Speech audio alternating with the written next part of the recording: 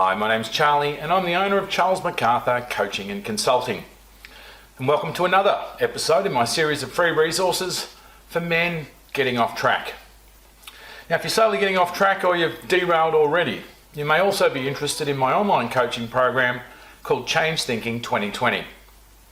It's a personal intervention and development program for men that assists you to take the actions that you know you need to take that you haven't been able to take yet. Change thinking is a new approach to personal development and personal responsibility by helping you to distinguish real fears from imaginary ones. And it also helps you to understand your own thinking and the rules that you operate by. It's particularly useful for perpetrators of domestic violence and those caught up through addiction, and especially any men who didn't have that father figure. Along with men who are heading for disaster in their marriage, or those who suddenly find themselves single after a significant amount of time. There's a lot of suffering going on in society. So let's talk about responsibility. Now, if you're watching this, you may be in a place where you've had to come to terms with the fact that your life is not working out the way you'd imagined. Some watching would have done enough reflecting to come to the realisation that they were part of the problem. And I'm not saying you're responsible for everything that's happened that's bad for you. Certainly not.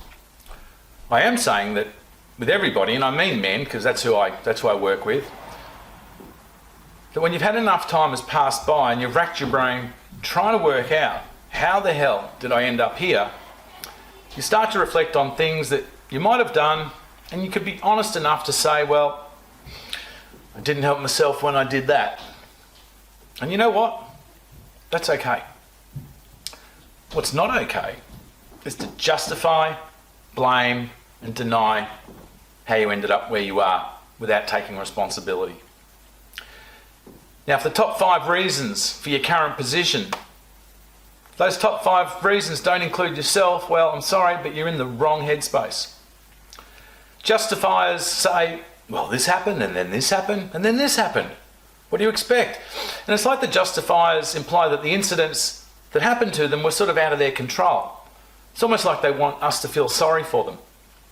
The blamers, on the other hand, well, they don't take responsibility because it was somebody else's fault.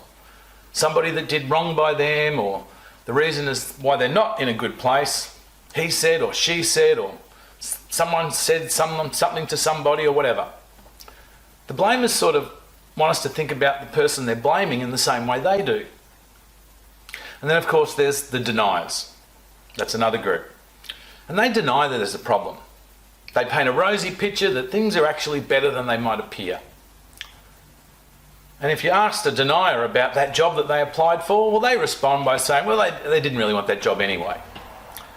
But the failure to address the key issues means for the deniers that things slowly get worse and worse, until such a time when the problems are so obvious, they're undeniable. I mean, it's hard to deny your marriage is going through turmoil when one person's moved out. Or it's hard to deny that there's problems with your employment when you're lining up for the dole. So to the justifiers, the blamers, and the deniers, personal responsibility is what I used to also lack. And it's something that you should consider learning. I was once working for a company where I used to justify why I wasn't the one getting promoted. I used to blame the bosses for choosing the wrong person, or deny that I really even didn't want the job. And in 1998, age 27, living in London in the UK, I started working for a commission-only company. No base wage, just commission payments, but only when you made sales.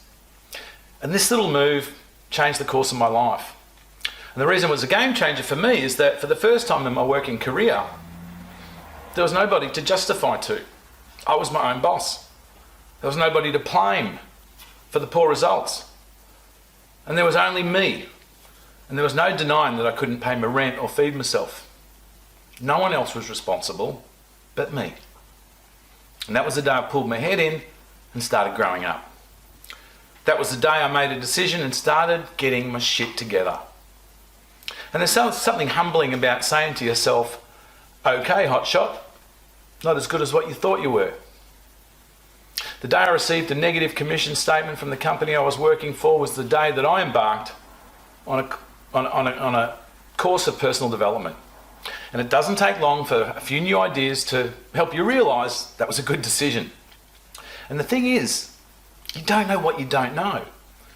And eventually, even if you're sure a decision to embark on a journey of personal development is a good one, even if you're sure, it still takes a little bit of faith to commit yourself and invest some time, some money, and some effort into creating a new life. Life change starts with education, learning about the things that make a difference.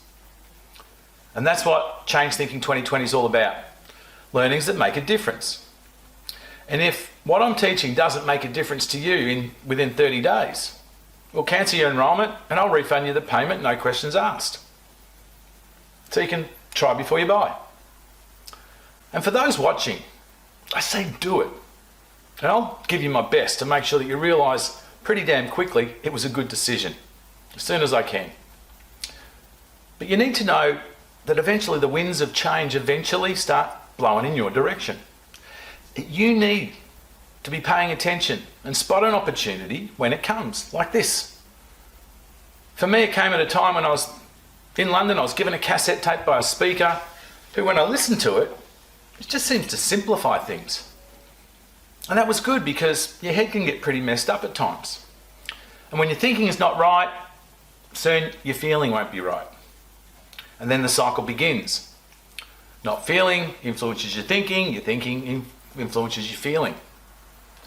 The questions that this speaker asked on this tape, I began to ask myself, and I found out that whilst I thought I was doing my best wasn't a place that I was going to get to by myself in a reasonable amount of time.